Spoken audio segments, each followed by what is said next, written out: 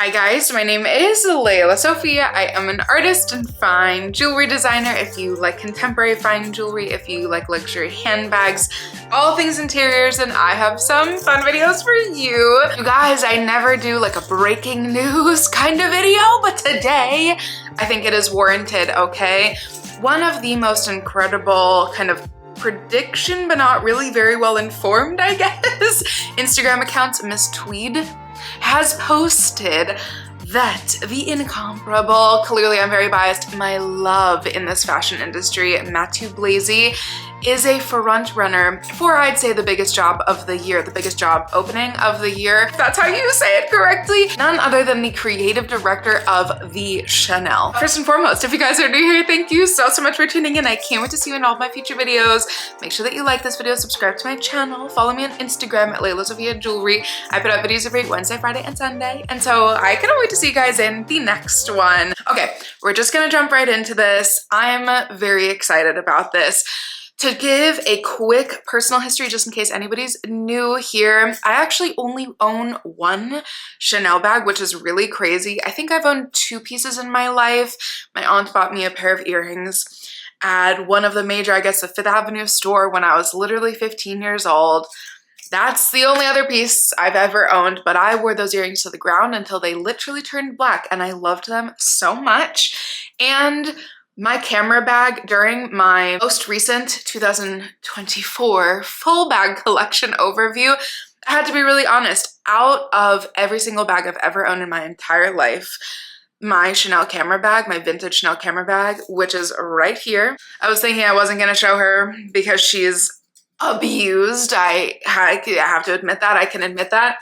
But it's okay. It's just to show you how much I really love her. This thing is scratched to the gods, okay? It is disgusting. It is insane. Should I replace her at some point?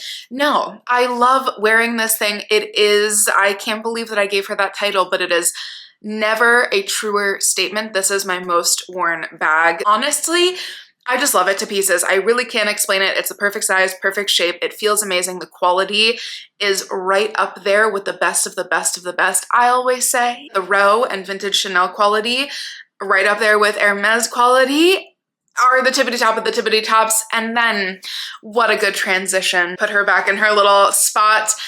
The other one of my favorite designers, my goodness, has been Bottega Veneta for the last at least 4 to 5, maybe 6 years, something like that. Since, of course, the incomparable, again, to use that word again, because you know what? I think that they deserve it.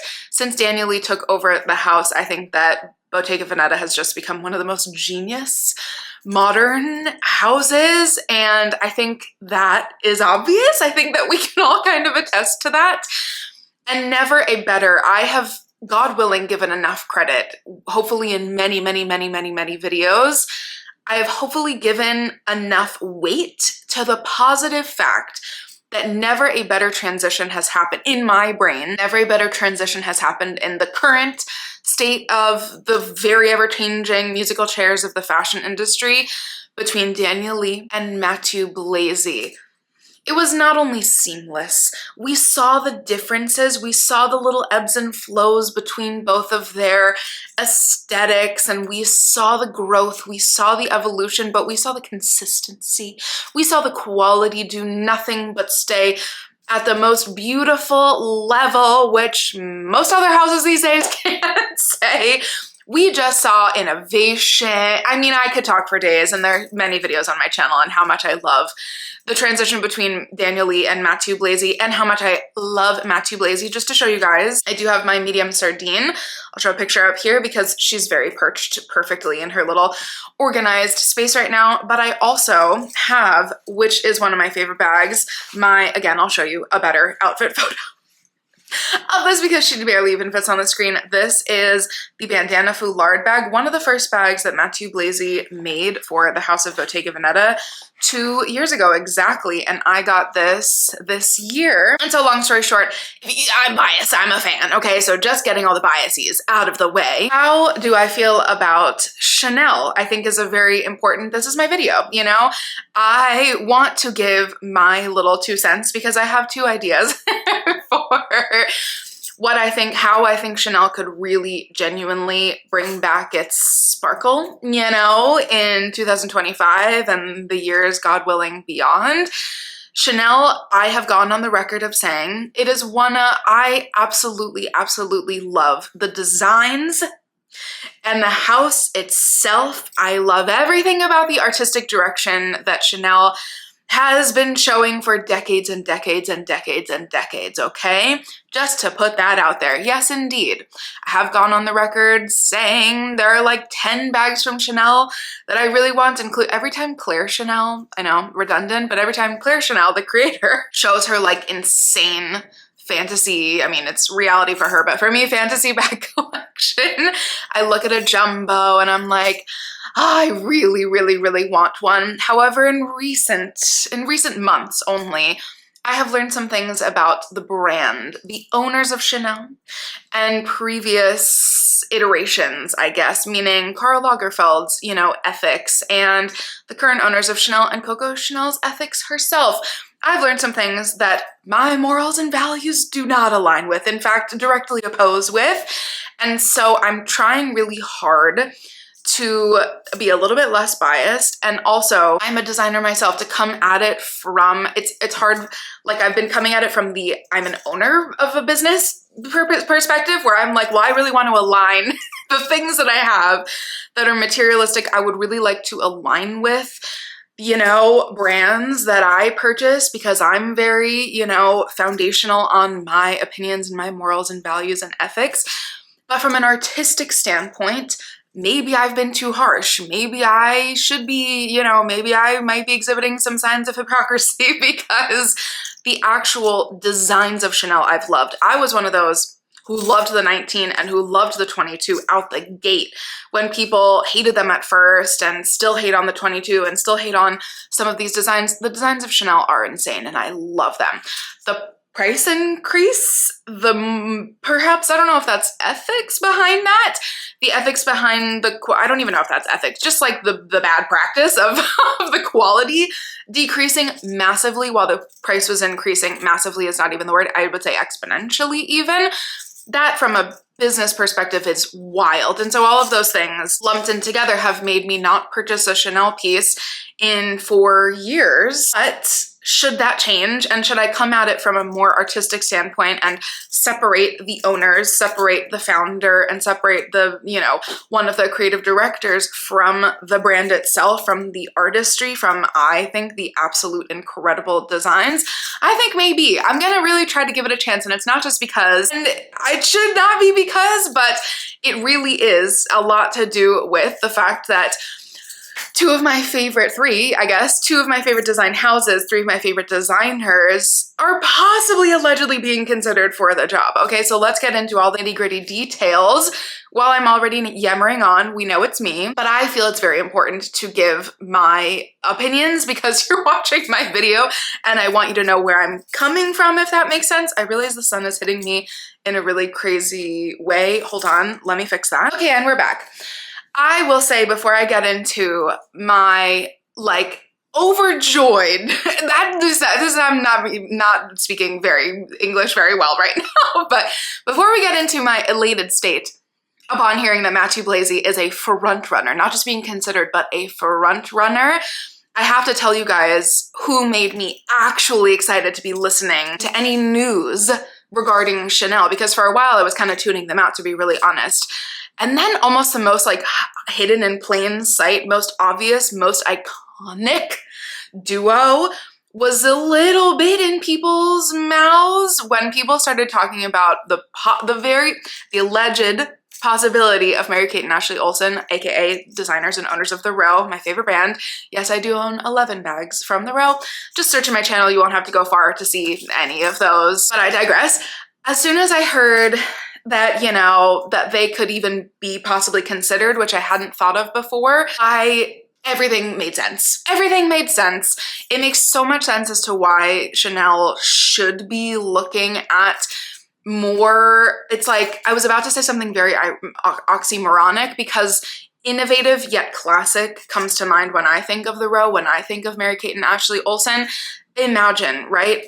All their different eras that we've all been obsessed with, me as a millennial, especially us in our generation, literally grew up with them and they were our icons when I was a child, not just a child, like every single phase in my life, they were my icons and they still are. So clearly I'm obsessed with them. However, like there's something so ever changing about their style, yet so authentic, so innovative, yet so classic. I can go all day with polar opposites.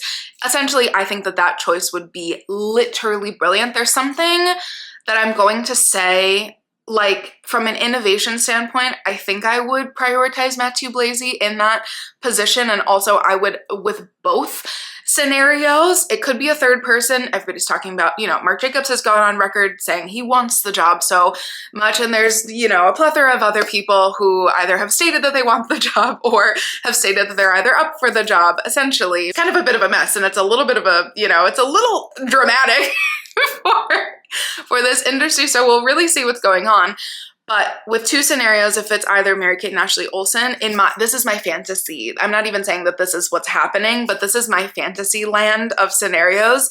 If it were to be between, which I'm sure it's not, between Mary-Kate and Ashley Olsen and Matthieu Blazy, I might want Matthieu Blazy, but my heart, something in my soul would be so excited at Mary-Kate and Ashley Olsen designing for Chanel, because I just imagine that, first of all, their quality, their bags, their designs, I always talk about again, and I will not repeat myself for the thousandth time. Just look at any video ever in any of my social medias. The accessories that they would design, the clothing that they would design, the quality that they would bring back to Chanel, the classic elements that they would bring back to Chanel, the tones, the shades, the shapes, the textures, everything, I think would be so warranted. I think it would just be it would be a breath of fresh air. And I think that they would, you know, if I didn't have an issue with Coco Chanel's ethics herself, you know, if I just were to look at her, her design history, I'm sure Coco Chanel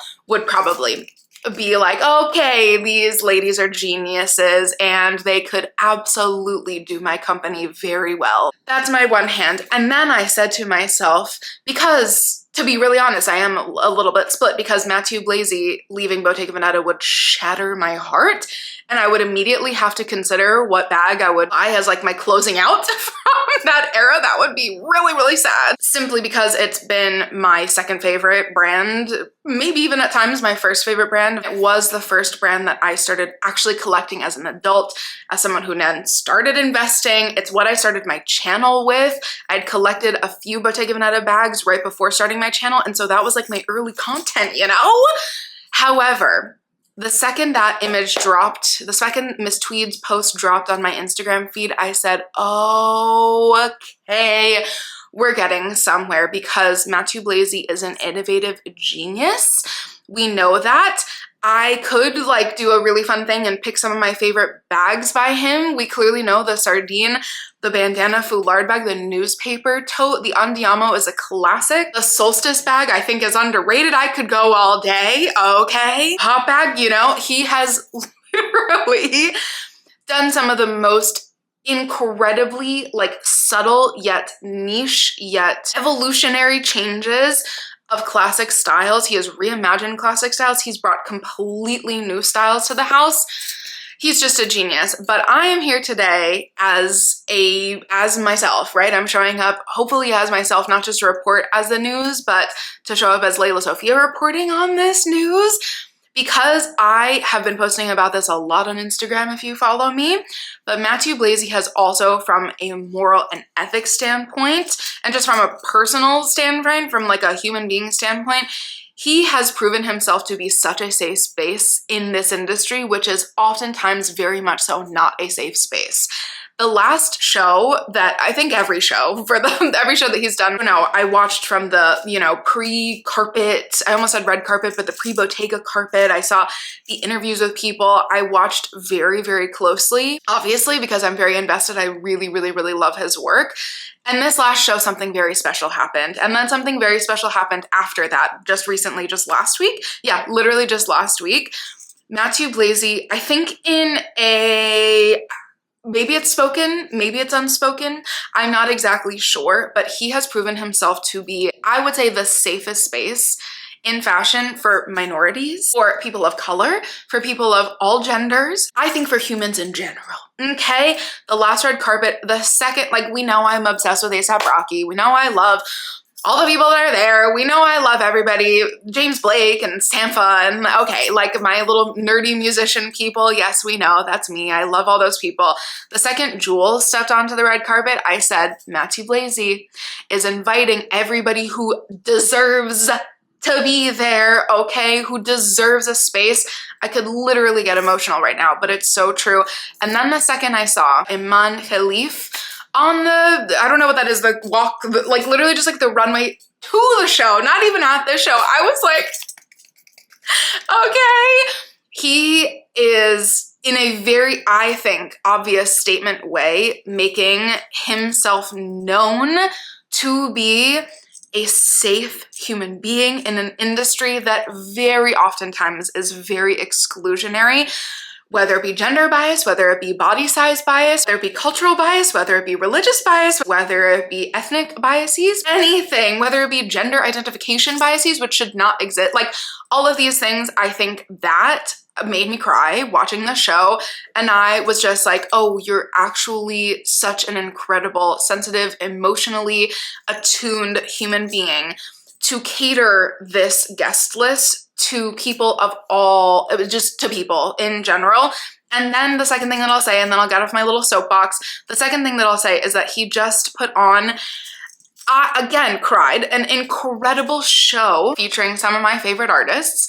And I think Nemesis is probably like the starring light. I would call her a light within darkness to me. And so the intentionality behind what Matthieu Blazy is currently doing, not just has done, but is currently doing for the fashion industry, adding that into a company that doesn't exactly have the best track record when it comes to inclusivity, I think would be quite groundbreaking and quite a beautiful protest. And so I am very pro Matthieu Blazy becoming the creative director of Chanel, not just from an artistic standpoint, but also from a human standpoint. I absolutely love him and I love everything he's doing. What do you guys think? Should I be less emotional? Should I put less of my personal values into who I buy pieces from? Or is that literally like the antithesis of what we should be doing? Should we be more conscious of who we're spending our money with? I'm very curious to hear everybody's thoughts. What do you think? And if it's not gonna be, you know, my fantasy lineup of Mary-Kate and Ashley Olsen or Matthieu Blazy, who do you think will be the next creative director of Chanel? I cannot wait to hear your thoughts. And of course, I cannot wait to see you in my next one. Thank you guys so much. Bye guys.